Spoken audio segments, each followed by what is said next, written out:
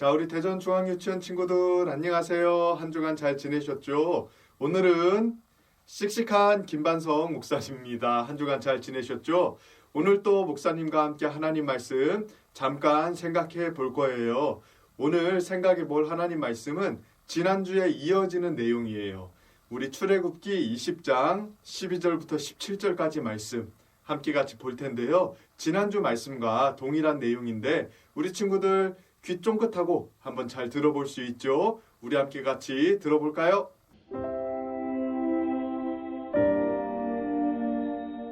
내 부모를 공경하라. 그리하면 내 하나님 여호와가 내게 준 땅에서 내 생명이 길리라.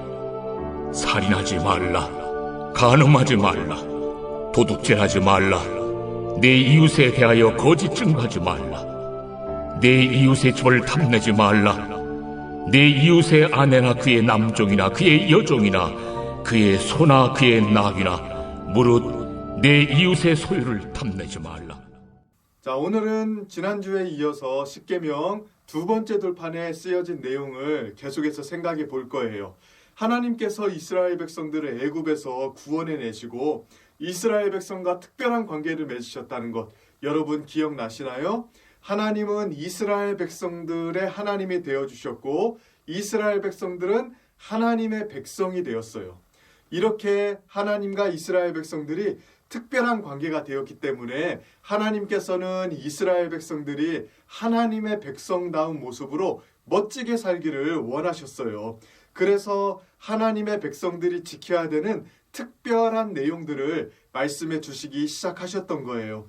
이스라엘 백성들이 이 하나님의 말씀을 잘 지키면 하나님의 백성답게 멋있는 모습으로 살 수 있는 거죠. 다른 사람들은 그렇게 멋있게 살아가는 이스라엘 백성들을 보면서 와, 하나님 믿는 게 정말 좋은 거구나. 야, 하나님이라는 분은 얼마나 더 좋은 분일까? 이렇게 생각하며 하나님을 찬양할 수 있도록 한 거예요. 하나님은 이스라엘 백성들이 그렇게 하나님의 말씀을 따라 살아가면서 하나님께 영광 돌리기를 원하셨습니다. 그러면 하나님께서는 이스라엘 백성들에게 무엇을 지키라고 하셨나요?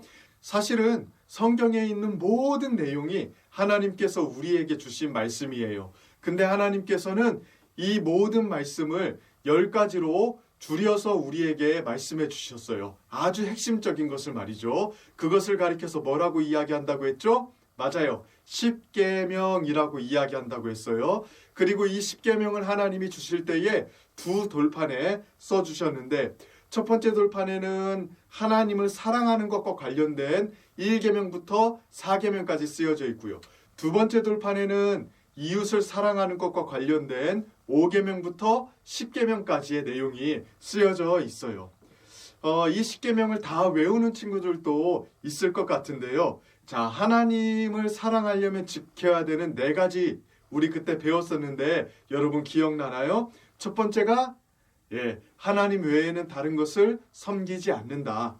두 번째가 하나님을 우상처럼 만들지 않는다. 하나님을 예배할 때에 하나님에 대한 다른 생각을 가지고 예배해야 된다는 거죠. 세 번째는 뭘까요? 하나님의 이름을 망령되이 함부로 일컫지 않는다. 오히려 하나님의 이름을 높여드려야 된다는 내용이었습니다. 그리고 네 번째로는 안식일을 기억하여 거룩히 지켜야 된다고 말씀해 주셨어요.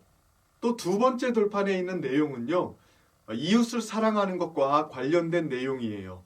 이웃을 사랑하려면 어떻게 하면 좋을지에 대해서 말씀해 주셨는데요. 지난주에 2가지 생각해 봤죠. 첫 번째, 5계명에 대해 생각해 봤는데요. 내 부모를 공경하라. 부모님을 순종하는 마음으로 존경해야 된다고 말씀드렸죠. 그리고 6계명 뭐였나요?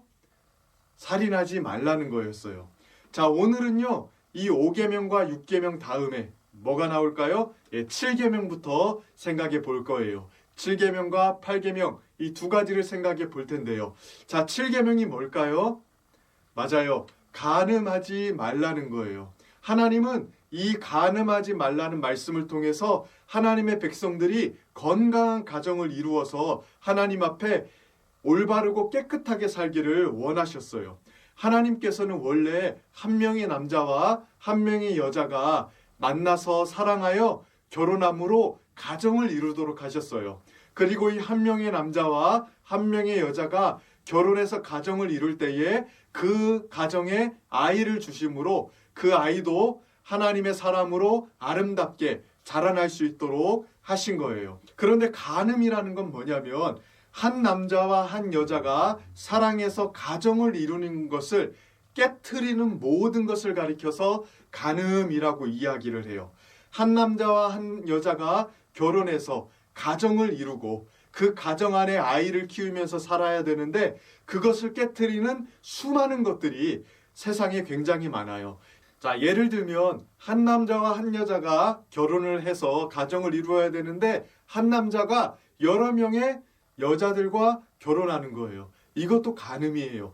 또 한 여자가 반대로 여러 명의 남자와 결혼하는 것, 이것도 똑같은 하나님 앞에 죄가 되는 거예요.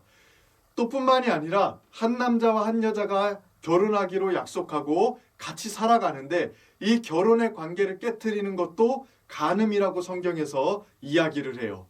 뿐만 아니에요. 더 심각한 일들이 있는데요. 남자와 여자가 결혼하지 않고요. 남자와 남자가 결혼하는 것, 또 여자와 여자가 결혼해서 가정을 이루는 것, 이 모든 것을 가리켜서 성경은 간음이라고 해요.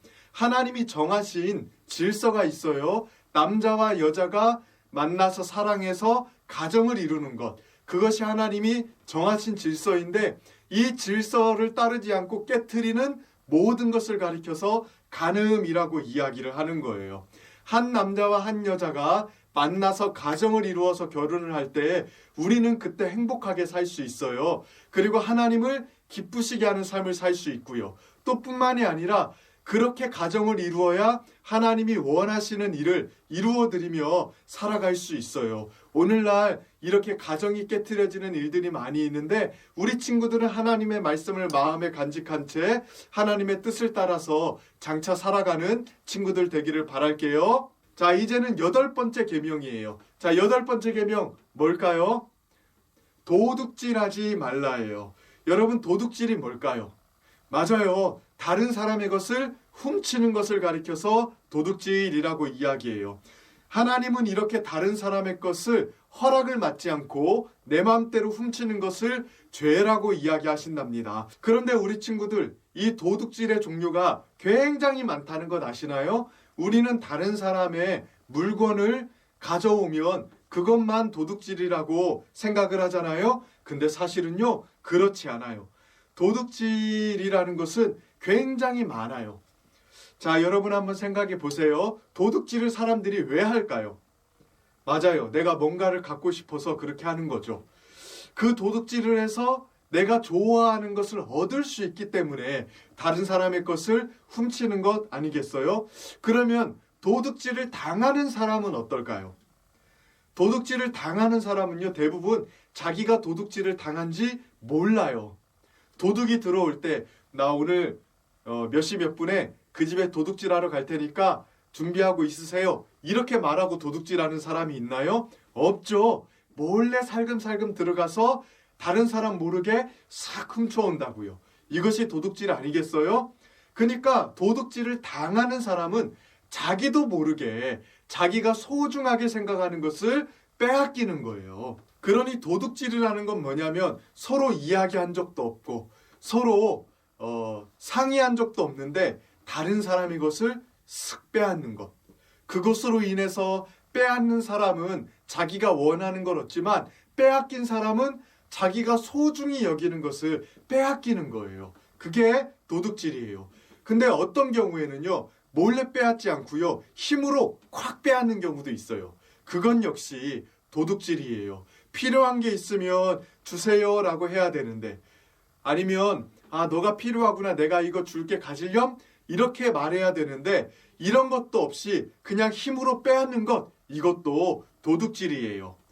다른 사람의 허락 없이 다른 사람의 것을 가져가는 것, 몰래 가져가는 것이나 힘으로 빼앗는 것, 이 모든 것을 가리켜서 우리는 도둑질이라고 이야기를 해요. 근데 여러분, 물건만 이렇게 빼앗는 것이 아니랍니다.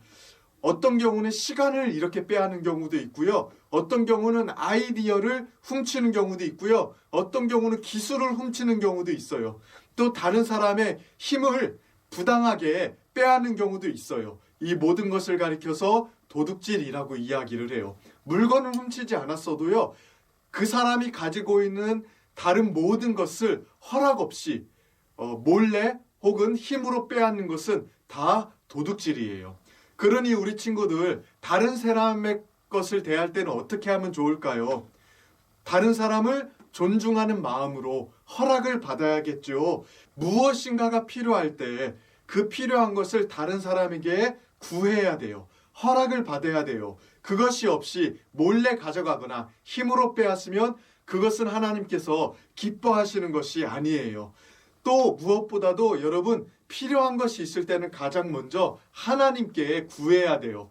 하나님은요, 우리가 필요로 하는 모든 것을 채워주시는 분이시거든요. 사람들은 하나님께 구하지 않기 때문에 필요로 하는 것을 다른 사람에게서 빼앗는 거거든요. 근데 성경은요, 우리에게 뭔가 필요한 것이 있을 때 가장 먼저 하나님께 구하라고 이야기를 해요.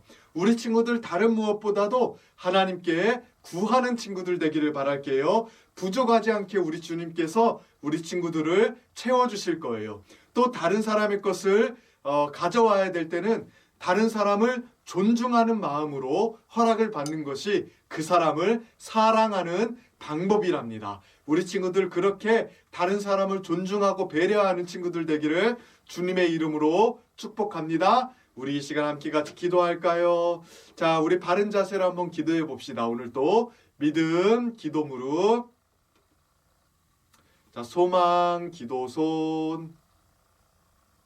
자, 마지막 사랑, 기도 눈.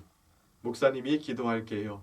하나님, 우리를 하나님의 백성으로 불러주시고 멋지게 살게 하기 위해서 하나님의 말씀을 주셨습니다. 오늘 7계명과 8계명 생각해 보았는데, 이 하나님의 말씀을 잘 우리 친구들이 마음에 새겨서 하나님 앞에 올바른 가정을 이루는 순결한 하나님의 백성 되게 해주시고, 또한 다른 사람의 것을 함부로 대하지 않는 배려 있고 사랑 많은 친구들 될 수 있도록 도와주세요. 모든 걸 감사드리며 예수님의 이름으로 기도드립니다. 아멘.